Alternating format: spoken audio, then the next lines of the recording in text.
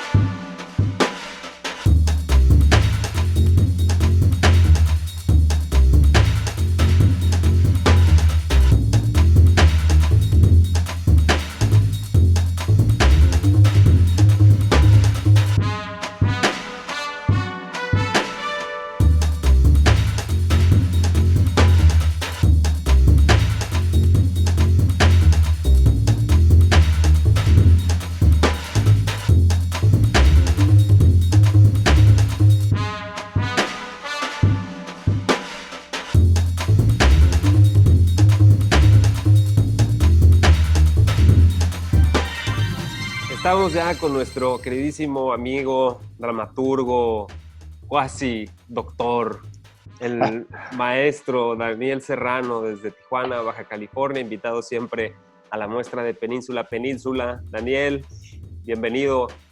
Gracias por responder nuestra llamada. ¿Se cortó? Sí. ¿Se cortó un poquito? Dale, sí. No te preocupes. Dale otra vez. Sí. Ya estamos de regreso con nuestro queridísimo Daniel Serrano, maestro, casi doctor desde Tijuana, Baja California, un invitado constante a la muestra nacional de Península Península. Estaba invitado también este 2020 con una obra que está montando de nuestro querido también Mario Cantú, La Pinche India. Así es. Gracias, Paulo. Pues contento de que me inviten. Siempre será un honor participar con todo lo que tenga que ver con Sonora. Y sí, estábamos dirigiendo La Pinche India, la estrenábamos el pasado 15 de mayo acá en Tijuana. Pues evidentemente por todo lo que ha pasado no la estrenamos.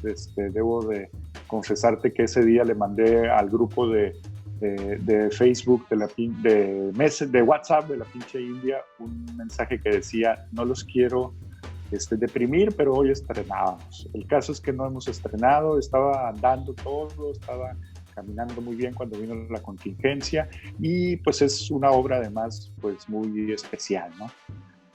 Yo la conocí, te cuento rápido, porque justamente Mario Cantú Toscano, que es el autor, del cual he dirigido 3 obras más, la escribió estando los dos en el taller que da la Royal Court Theatre en México. Éramos, me parece que 15 dramaturgos de todo el país, invitados en ese momento por Luis Mario Moncada, que era el director del Helénico, y él en ese taller escribió La Pinche India, mientras yo escribía El Carbón en la boca de Porcia. Entonces, conozco la obra desde que era otra cosa totalmente a lo que quedó, ¿no? Entonces, pues es muy especial por ese sentido y por la calidad del texto dramático. Oye, que es un hombre fuerte, ¿no? Más en estos tiempos. Digo, era fuerte seguramente cuando le escribió, pero ahora, pues con todo lo que hemos vivido en los últimos meses sobre la discriminación, sobre la violencia, pues a salir con un título así es fuerte, ¿no? Sí, mira, esta obra se debe de haber escrito, ese taller fue en 2003, si no me equivoco, hace 17 años, 2004 tal vez, y sí es un título fuerte, pero bueno, nuevamente es la ironía, ¿no? La obra trata de Mario Cantú es de Monterrey, aunque es ya baja californiano, pero trata la historia de una muchacha joven, término que además no existía en aquel tiempo, ¿no? de Monterrey, que se apellida Zambrano, ya sabes, que tiene todas las ventajas en la vida, y esa mujer fifí aparece convertida un día en la mañana, amanece convertida en india. ¿no?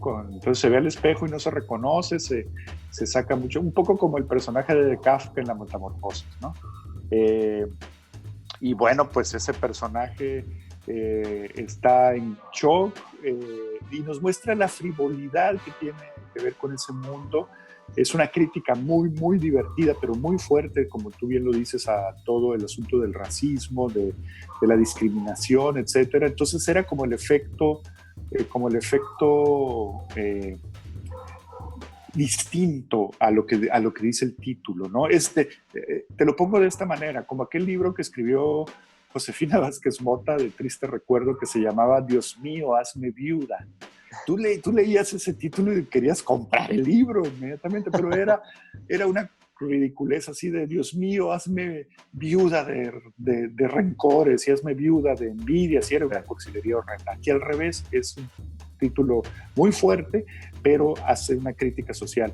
¿Por qué? Porque de pronto, bueno, la pinche India, que se llama Gigi, por cierto, fíjate, no es Fifi, es Gigi, porque te digo, en ese momento no existía el término, pues ya como es India, pues ya el novio, que es consumidor de pornografía, pues ya la puede invitar a ver al cine para ver pornografía, y la mejor amiga, que es Marcia, pues ya le tira la onda y le confiesa su amor, y los padres la llevan a Houston para que le quiten lo India, ¿no? Pues ¿cómo? A ver, díganme ustedes cómo no se les había ocurrido antes que hacer eso, llevarla. Entonces ya te imaginarás el estupendo sentido del humor de Mario Cantú, que es rudo en ese sentido, que es un humor muy, muy, muy inteligente, con esta crítica que no es obvia de ninguna manera, que efectivamente, como tú dices, es un riesgo, porque es probable que mucha gente pueda confundirse y salir del teatro pensando en que le faltamos el respeto a este concepto horrendo, ¿no? Y no es así. Creo que juega ese riesgo, porque si una característica que tiene Mario Cantú es que pues no es obvio, y tú sabes que en el buen teatro lo importante es lo que no se dice, no lo que se dice. Bueno, y de entrada, en la comedia es la incomodidad, ¿no? Lo patético. Y aquí desde el título, pues ya es incómodo, ¿no? Es sí. Incluso para nosotros programándola en el festival, pues resulta, ¿no? Incómodo. A mí me daba gusto, pues, o sea, me daba gusto el que me resultara incómodo publicar un título así, porque evidentemente, pues, es el contexto en el que vivimos. De hecho, me estaba acordando ahorita que decías lo del año en que le escribió, me estaba acordando de aquella famosa frase de uno de nuestros flamantes expresidentes que dijo en algún momento que en México no había racismo. Sí. Seguramente es algo que en México no existe el racismo, ¿no? Sí, claro, ¿no? Pues no existe. Existe otro tipo de manifestaciones mucho más perversas, pero el racismo no, seguramente, sí. ¿No? Digo, él un poco se refería, yo creo que en ese momento estaba pensando, ya ves lo que el presidente quiso decir, que esa frase todavía sigue vigente, pero sí. Yo creo que él estaba pensando en los afroamericanos estadounidenses, ¿no? Un poco como que estaba en ese contexto él y no estaba como contemplando una visión más general. Que el racismo se da no solo con los afroamericanos, ¿no? Se da entre güeros, morenos, rojos, azules, verdes, entre todos, ¿no? Mira, si tú haces un zoom a mi pelo, el que tengo aquí poquito, te vas a dar cuenta de que yo soy güero de nacimiento. Güero de Magdalena. Güero de Magdalena de Quino, pues. Sí, pues. Y yo he sufrido racismo en México. En México, no me han maltratado, me han agredido por ser güero, y entonces eso va a estar en todos lados, en la discriminación de todo tipo, no nada más la discriminación racial o de color de piel, sino de discriminación intelectual. Yo vivo entre académicos, ¿no? No, hombre, ahí hay una discriminación terrible. A mí me habían dicho gente así, tú no eres doctor, ¿verdad? Y yo, pues no, pero ¿cómo? Entonces, ¿por qué quieres trabajar en la universidad? Bueno, pues porque tengo otra carrera, y como decía mi padre, tan gordos que me caen los doctores y tan recio que voy para allá, ¿no? Mi papá decía eso, pero con los ricos, decía, tan gordos que me caen los ricos. Así es esto, hay discriminación por todos lados. Pero la obra, volviendo a la pinche India, el título evidentemente está planeado para que jale esa atención, para que nos indigne, porque es indignante lo que sucede en la obra, con un sentido del humor impresionante. Y finalmente el entuerto lo viene resolviendo, si es que se resuelve de alguna manera, pues un T por 8, el tripas, ¿no? Por eso a mí cuando empezamos con el proyecto me entusiasmaba mucho tener este material en las manos y poder jugar con eso. Curiosamente, la noche en que yo debería estar estrenando La pinche India, me puse a ver una película que se llama Jojo Rabbit. No sé si la viste, y bueno, sí. Seguramente no faltará el judío que se ofenda porque existe esa película, ¿no? Cuando es todo lo contrario, y cuando además el director, que es el personaje que hace a Hitler, es judío, ¿no? Sí. Entonces, es un poco lo mismo, yo lo pensaba en ese sentido. Esto es como la pinche India, es decir, no va a faltar los judíos que se sientan ofendidos cuando es todo lo contrario la película. Además es una película hermosa. Así es la pinche India. A lo mejor la pinche India no es hermosa en el sentido de la película, pero es muy divertida, y al final, híjole, yo ya me saboreaba esa función de Hermosillo saliendo, yéndome a los tacos de carne asada de Hermosillo para platicar del tema. Pues así va a ser, ¿no? Seguramente va a dejar, porque así es Cantú, tiene un rigor muy, muy interesante en su dramaturgia, pues va a dejar algo ahí al espectador.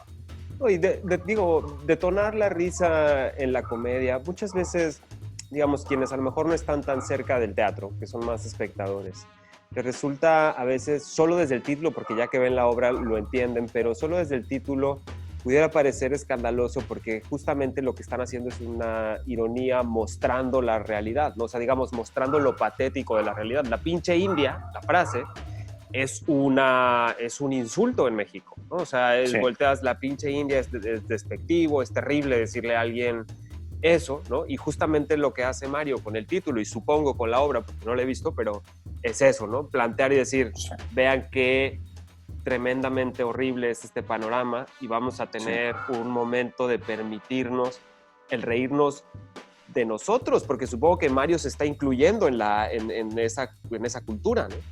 Sí, y hay algo muy padre en la obra.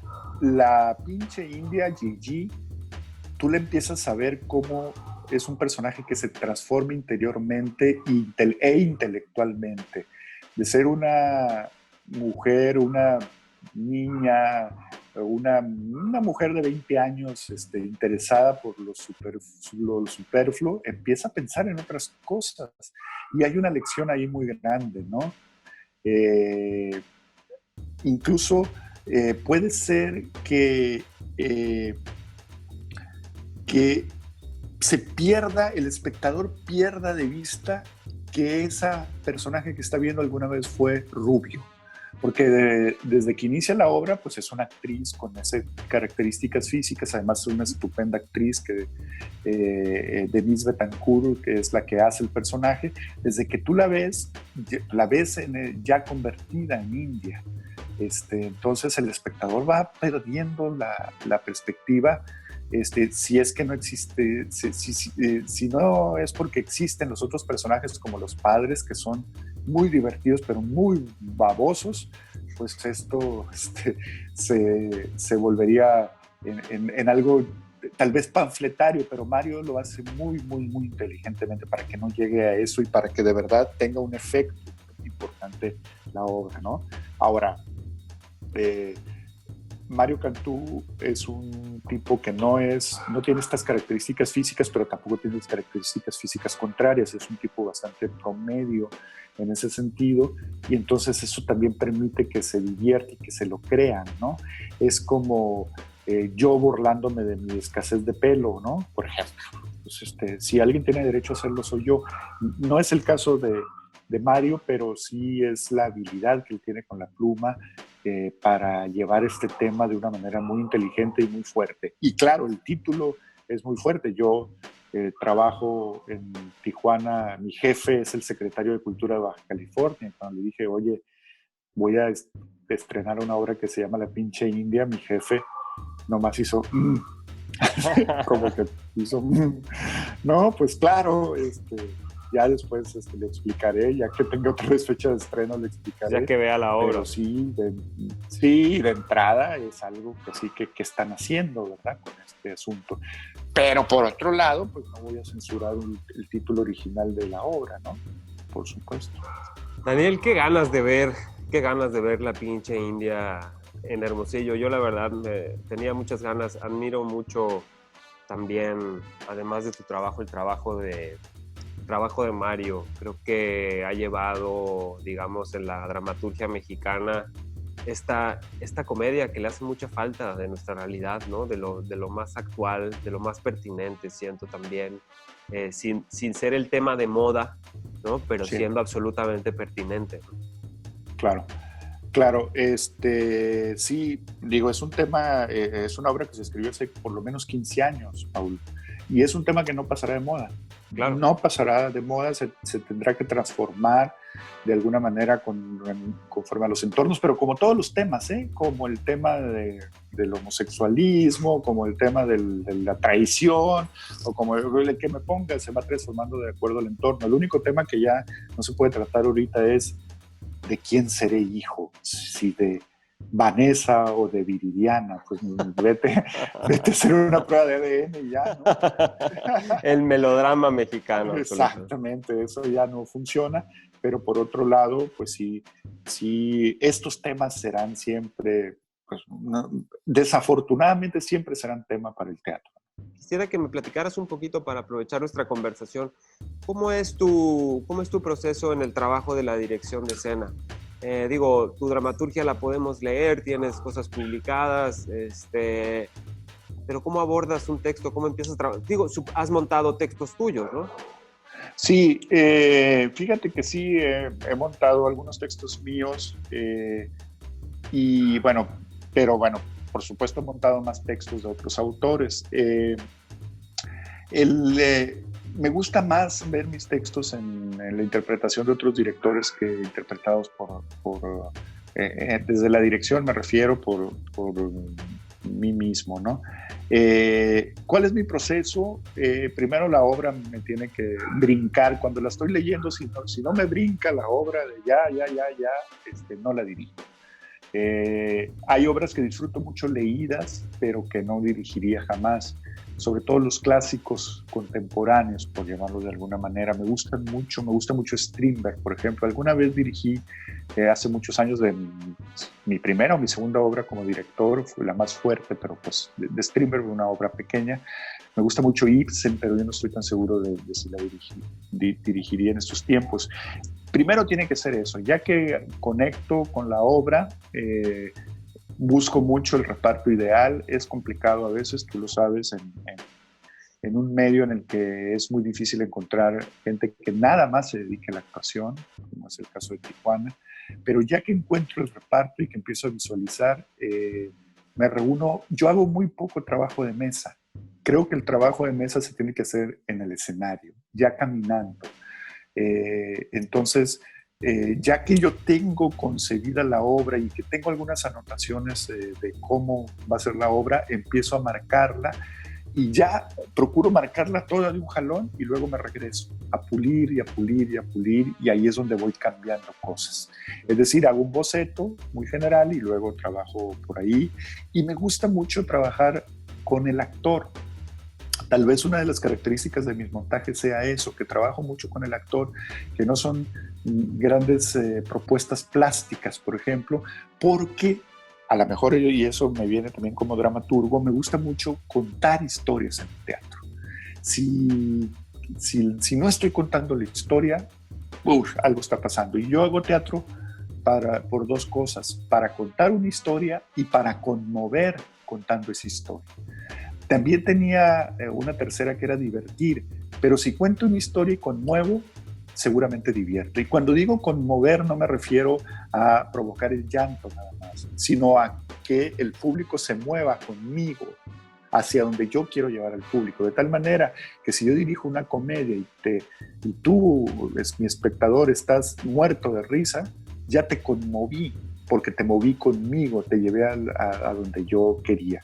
Pero sí me concentro mucho en contar la historia, y como justamente yo empecé como actor en este medio en el 86, en 1986, pues me gusta mucho el teatro que le da carnita al actor.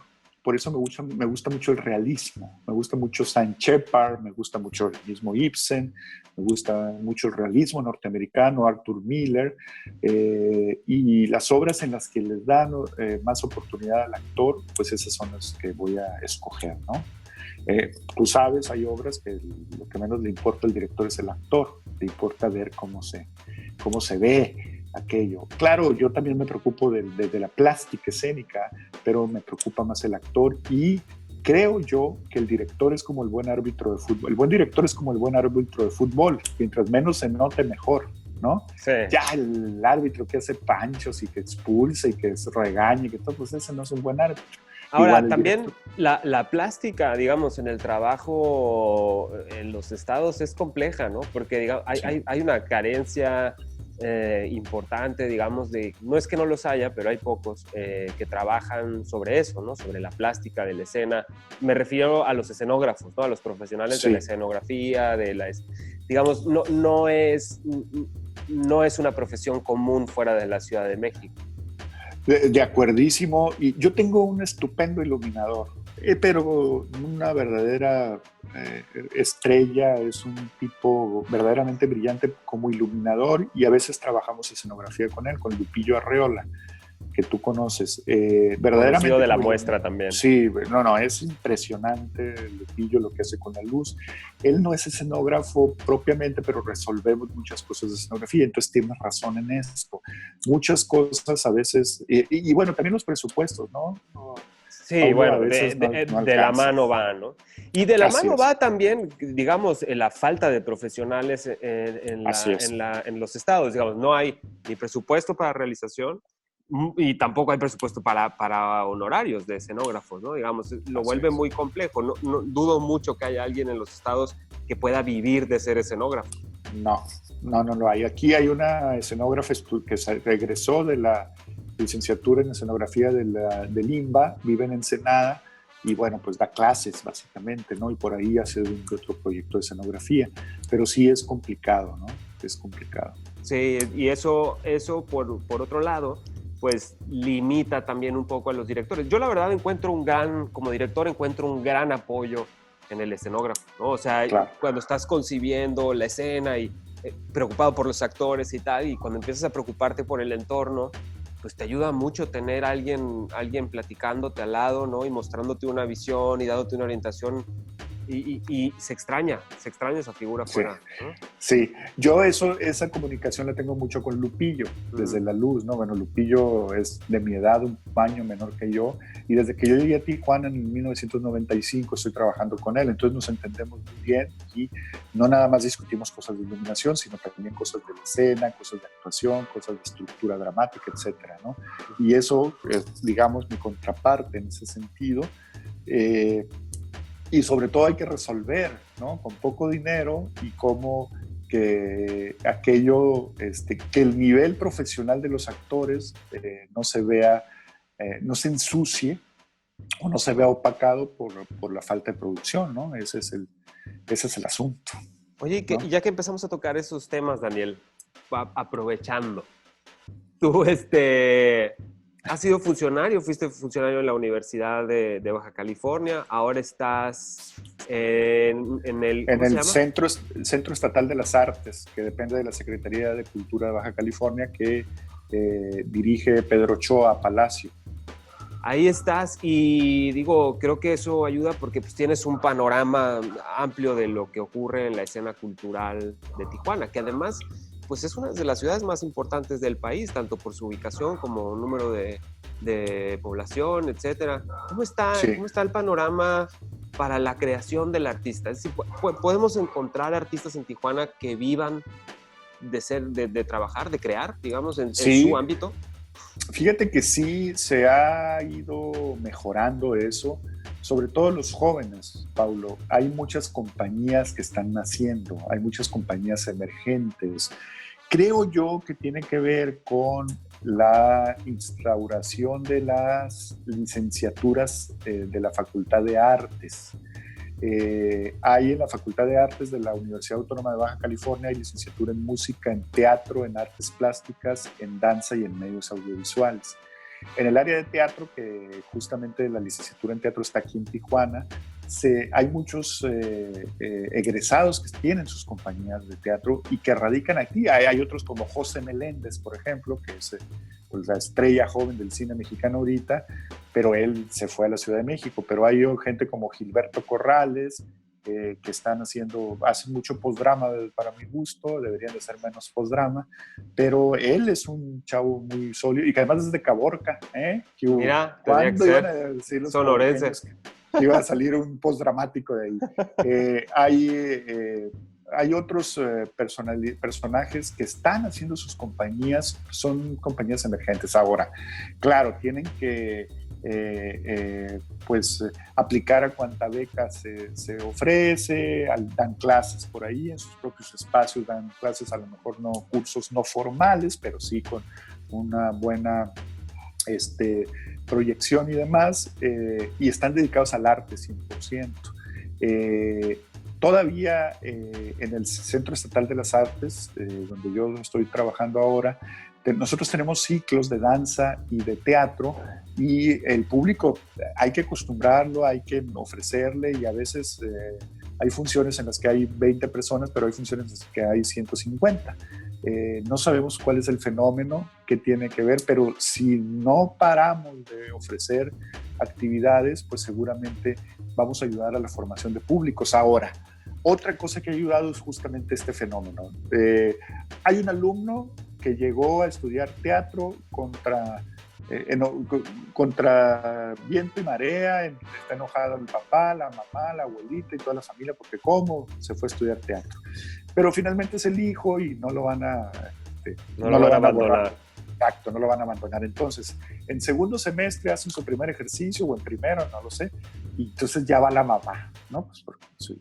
Ya para el segundo ya va la mamá y la tía, el papá todavía no. Para el tercero, pues el papá va a regañadientes. Para el cuarto, ya la tía que fue en el segundo, que es como la más mitotera, ya le avisó a otra tía, ¿no? Que además esa tiene un novio que también lo lleva. Y entonces para el sexto, esa persona ya lleva 10 espectadores al teatro que nunca habían ido, que ahora van porque van a ver a la hija o al hijo. Eso también nos ha ayudado un poquito a fortalecer el público, a la creación, de público. Entonces, es un trabajo, tú lo conoces, ustedes lo están haciendo todo el tiempo en Hermosillo, y es un trabajo titánico, es un trabajo de perseverancia, de no aflojar el paso, pero es un trabajo que alguien lo tiene que hacer. Entonces, lo están haciendo mucho los jóvenes. Ahora, tiene que ver también mucho, creo yo, el tipo de espectáculo que les demos, ¿no? Porque yo, por ejemplo, conozco a una persona muy querida para mí que es fan de Sergio Galindo y vio Huevos Rancheros 30 veces, ¿no? Y entonces cuando yo le dije que yo era amigo de Sergio Galindo, bueno, le dio tanto gusto que yo me codeara con los grandes, pero eso costó mucho tiempo, eso costó estar ahí. Y pues claro, este año 25 años. 25 años y como 8,600 funciones, ¿no? Pero además fue perseverancia y fue darle al público algo que lo divirtiera sin darle basura, y eso está muy bien, porque esa es otra. Nosotros insistimos mucho en la Facultad de Artes de la UABC de que los muchachos deben de hacer teatro para el público, no para los expertos, ¿no? Claro. No para los críticos, ni para menos sus maestros. Ahora, debo decir que nosotros como compañía que hemos estado ya en varias ocasiones pues no solo en Tijuana, ¿no? En Mexicali, en Tecate, en Ensenada, pues siempre encontramos una gran respuesta del público. ¿Y sabes qué les envidiamos mucho? Además, es un ejemplo que yo pongo en Hermosillo muy constantemente y en el estado de Sonora. Les envidiamos mucho esos centros culturales que tienen, ¿eh? Y yo creo que se los envidia mucho el país. Sí. No se encuentran en cualquier lado. Yo creo que en Baja California son muy, muy afortunados de tener estos estas cajas negras tan polifacéticas, con todas estas instalaciones de salones, etcétera. La verdad, felicidades a ustedes porque es algo que envidiamos muchísimo, son instalaciones de primera y creo que ese es un paso que dieron ya años atrás para justamente la creación de este espectador que va a llegar a un lugar de primera línea, súper profesional, cómodo, con estacionamiento, refrigerado, ¿no? O sea, eso ya de entrada es un aliciente para el espectador, ¿no? Decir, ok, voy a un lugar donde me la voy a pasar bien, me voy a sentar, voy a estar a gusto y vamos a ver buen teatro como el que hacen tú y Mario Cantú en Tijuana. Sí, sí, y bueno, ha avanzado y va a avanzar más. El actual gobernador Jaime Bonilla creó la Secretaría de Cultura. Ya no es Instituto de Cultura, eso le da otros vuelos a la promoción cultural.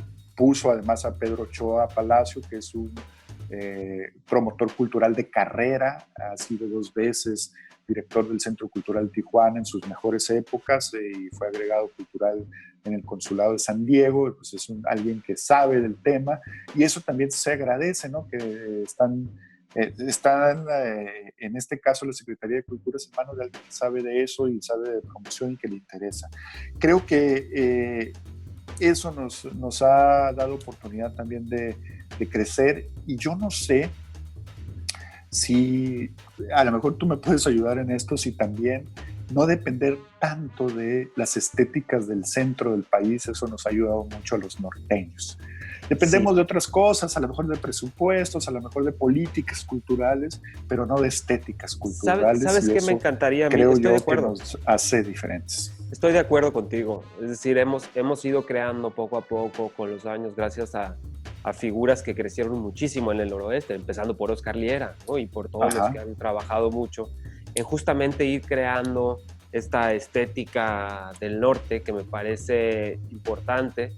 Y creo que deberíamos estar en los pasos, y creo que estamos un poco, ahí vamos poco a poco, en la independencia del centro, no solo en esta parte que dices, sino también en la independencia en cuanto a las gestiones de los recursos para la producción, todo, ¿no? O sea, en ese sentido, en cuanto los estados y las autoridades empiecen a poner ese acento como el que estás platicando, que me da mucho gusto, que yo espero que acá lo hagamos pronto también, es empezar a independizar a los artistas de estos recursos federales para poder subsistir con lo que el Estado está dando, ¿no? Porque en muchos sentidos el Estado ha confiado y se ha recargado en lo que la Federación ha hecho durante muchos años, pues es el caso, digamos, de Sonora, y se ha, digamos, disfrazado ahí como que el sonorense tiene estos apoyos, pero la verdad es que por parte del Estado son muy pocos, y